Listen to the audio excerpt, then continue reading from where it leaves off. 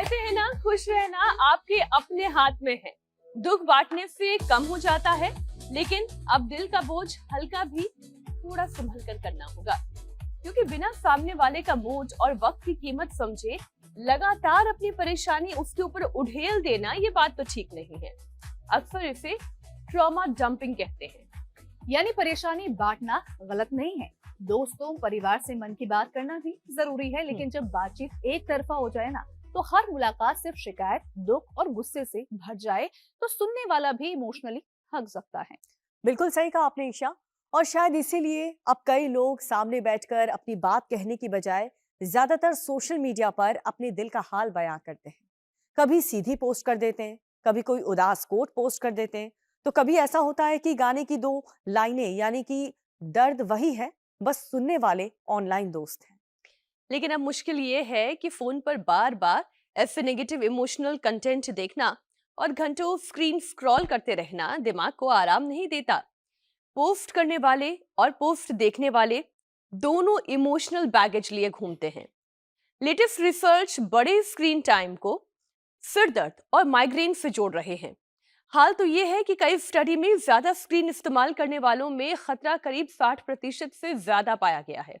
एक और बात, अब तक जो सिरदर्द था वो करीब 100 से ज्यादा किस्मों के पीछे तनाव, नींद, आंखों का दबाव, हार्मोन, खराब पाचन और दूसरी वजह से इसकी गिनाई जाती थी। लेकिन अब सोशल मीडिया और मोबाइल भी बड़ा ट्रिगर ही बन गया है। तेज रोशनी, लगातार फोकस और रात तक स्क्रीन बॉडी क्लॉक और नींद दोनों बिगाड़ रहे हैं। और तो और ऐसा होता है कि माइग्रेन सिर्फ सर का दर्द ही नहीं रह जाता है, इसके साथ वर्टिगो, रोशनी, आवाज से परेशानी होना, चिड़चिड़ापन और वर्क एफिशिएंसी भी काफी ज्यादा इफेक्ट होती है। तो आज सिर्फ बात मोबाइल या ट्रॉमा डंपिंग से पैदा हुए तनाव की नहीं होगी।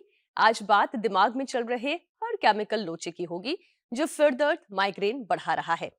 योग गुरु स्वामी रामदेव हमारे साथ जुड़ चुके हैं। योग, प्राणायाम और सही दिनचर्या कैसे मन के बोझ और सिर दर्द में देगी राहत, अब वही हमें गाइड करेंगे, मार्गदर्शन करेंगे। बहुत स्वागत स्वामी जी। प्रणाम। प्रणाम स्वामी जी। प्रणाम मेरी बहन। देखो, एक तो इस शीर्षासन इसके लिए जबरदस्त है।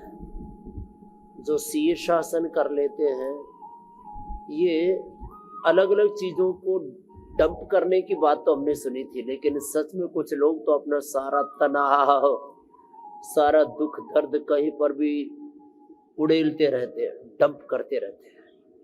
खुद भी दुखी रहते हैं, औरों को भी दुख बांटते रहते हैं। वैसे तो जो जिसके पास होता है वही बांटता है।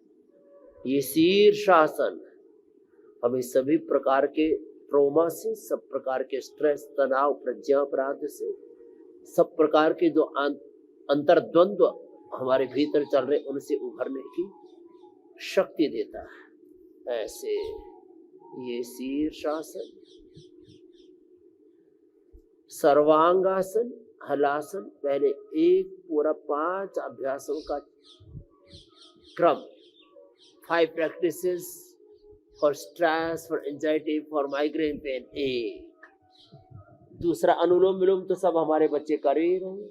ये कर करके राखी ने तो कपालभाति अनुलोम विलोम से अपनी पीसीओडी ठीक कर ली, और उनके साथ साथ यहाँ पर सुमन ने अपना माइग्रेन सैटिका, हाँ, रामफल जी ने भी 75 की उम्र में, साहब सतवीर जी ने 75 की उम्र में पैर का अंगूठा गड़ गया था, लो भाई, और गांठ और शुगर भी ठीक कर लो। शीर्षासन और ये सर्वांग, ये 2 अभ्यास तो बहुत जरूरी है। अनुलोम विलोम जो हमारे सारे यारों के साधक हेल्थ सीकर से अपन कर रहे हैं। फिर इसमें एक ये भुजंग आसन बहुत ही जबरदस्त है, हाँ ये। और एक, चलो अब सब आप मेरे साथ भुजंग आसन ही करो, अनुलोम विलोम, ब्रह्मरुद्गीत। तो ब्रेन में, माइग्रेन पेन में, अलग अलग प्रकार के जितने भी stress, anxiety, depression, brain nervous system से रिलेटेड प्रॉब्लम्स, उसमें रामबाण काम करता ही है। एक ये भुजंगासन, तो शीर्षासन, सर्वांगासन, अनुलोम विलोम, ब्रह्मरुद्गीत उसी के पूरक है।